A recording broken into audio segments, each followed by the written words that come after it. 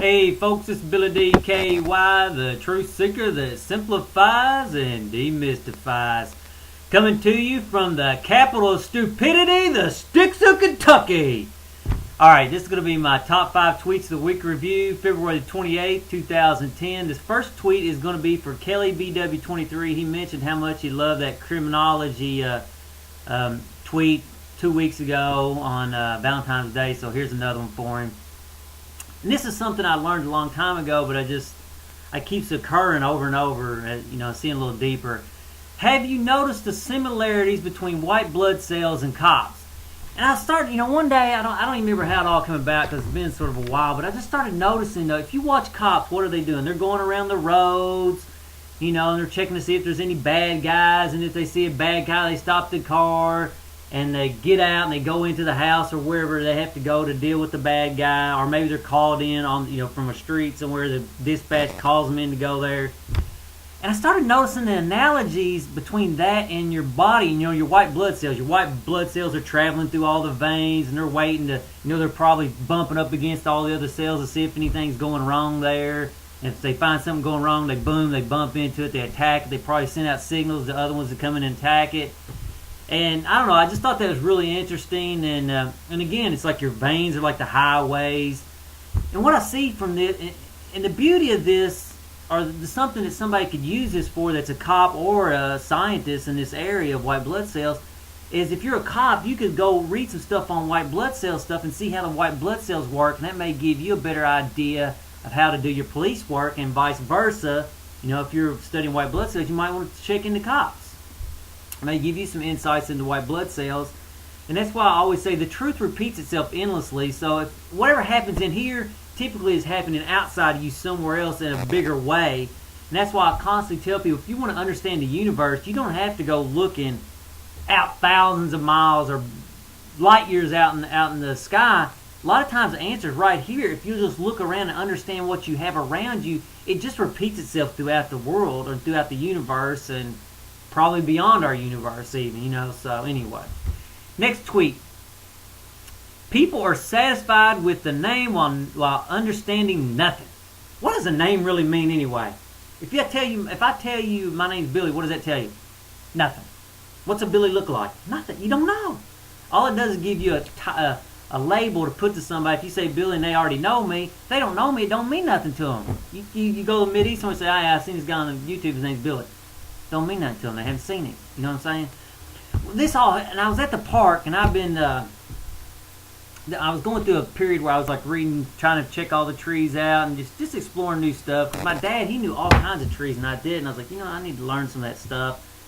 And I was sitting at the park, and my cousin goes, and I'd already studied this one tree, and he goes, or at least I knew the name of it. And he goes, what kind of tree is that? And I told him what it was, and something hit me like that. I was like, oh my God, what have I told him really? Nothing. He has more information. He can learn more by looking at it, looking at the seeds, the leaves, the trees, and it started making me realize this book don't tell you a whole lot, really. It tells you the name. It may help you go research some stuff up. But how you really know a tree is you get out and look at it. You watch it go through all its seasons. You watch how it grows. You watch how it feels. You pull the bark off. And it's just experiencing. It's how you know something, not the name. You know what I'm saying? If I tell you my name's Billy, what does that tell you? Very little. But if you watch my videos over time, you'll experience me and you start to figure out what I'm about. So, labels mean, and it's the same way with God. People want to give God, Allah, Essence, Tao. Don't sit there. People get so caught up in the names or reading it out of a book. Go experience it for yourself. Go experience the essence of life for yourself and quit clinging to a name or a book. I mean, look at this. What is this book about? Look. You see some pictures, you see some text. How stale is that? I went and watched an IMAX movie, and I was like, damn, this is really good compared to a regular movie. Then I walked outside, and the breeze was blowing on me, the sun was on me, there was real potential for violence to happen on the street, and I was like, this is so much better than the IMAX movie. People don't even enjoy the best part of life. They cling to little things that don't mean nothing. It's ridiculous. All right, I better move on. We're running out of time. Know your windows of opportunity. We have opportunities all the time, and I don't know. This applies to everywhere, but I'm just going to talk about a few things that are maybe closer to home to me. when I'm exercising, you know, as you get older, you got to be smart about how you exercise because you get injuries too easily. And basically, I walk a lot, and instead of running, just to keep down the joint pains and stuff like that. And I notice a window of opportunity that my walks will be like, I can feel something say, you can go a little further. And so I'll go just a little bit further, but not too much further. And basically, you got a window like this. So let's say I'm walking a mile every time I walk, and then all of a sudden I get a feeling like I could walk a little more. So I may walk a mile and a tenth. And you know, I'm not going to try to walk 2 miles, and then you know, as I walk that mile and a tenth, then another window comes, and they just keep coming. But you got to be paying attention and this and that. And I would have more to say, but I'm going to run out of time, so I'm going to have to get on the next one. But anyway, you see it in business. You see that with your relationship with women and this and that. There's opportunities all over the place. Now, not every window of opportunity you should take. However, they're everywhere. And it's opportunities for you to grow a lot of times. So make sure you pick windows that do help you grow. Okay. Tweet 4, with force comes a loss of strength. And this come about because I was doing this kind of stuff, just rotating my hand. I'd made some spiritual progress, could feel my intuition was higher. And I was noticing how fluid my left hand was compared to my right. Not that my right's not fluid, but it feels like there's an anvil in here. You know what I mean?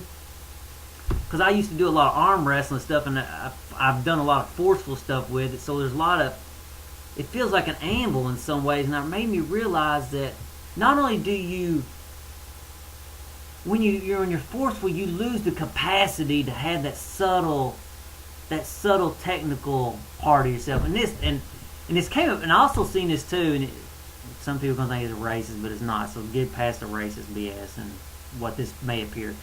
I was in the gym, and there's this guy. I mean, he was bulked up black guy, and he's a wrestler and all that stuff, and not professional wrestling like faking stuff, but high school, collegiate, that kind of stuff. And there's a machine that you had to put tokens in, put your keys in. You take that little key out and you can clip it on, so you know nobody steal your keys with you at the gym. And you had little tokens, free tokens. And I went and told him they're out of tokens, so he had to take the sidebar off to pull the little the token holder out. And then basically all it required is stick your hand in there, gently just pull it out. If you try to force it out, it wouldn't come out. And he was trying to force it out, man. He could not get that damn thing out. And I was like, man, just chill a second.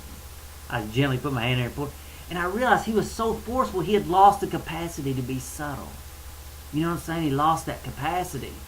So do not underestimate being subtle or being soft. You know, don't. And Lao Tzu said this: with force comes a loss of strength. And your real power doesn't come from being forceful. Your real power comes from being soft. And I started experiencing it this week in the gym. I was lifting weights, and you know, instead of forcing past, like a lot of guys do, I've been gentle for a long time, but I've been starting to feel the weight. I've been feeling every single ounce of it. You know what I mean? Just feeling all my muscles with it, and I can feel it. And I was like, holy crap, man! I'm going to have great strength. I can feel it because it comes from your spirit. The understanding. It's not through forceful. It'll take a lot longer, but it's there. Okay. Next tweet. Greedy people want things to be equal. Oh my gosh. People go, oh, this is what I want. They think this is what's life about. They get so caught up in this. And they go, oh, Billy, nobody wants a damn dollar. Oh, okay, my bad. You want a 20. If you're focusing on money, yeah, you're going to be pissed off somebody has more money than you. It ain't the real treasures. I've had money. It don't mean nothing. I mean, it means a little bit to get your base needs and have a little freedom, but this is where you're free. This is where you should be trying to develop your mind, develop your spirit, develop your body. And I don't mean develop your body as far as an egotistical buff, but I'm saying that, you know, what I found is the people who talk about greed, really what they're saying is, I'm jealous that they have more than me. I'm jealous that they made decisions that got them there. I want that like they. I want them to give it to me because I'm greedy.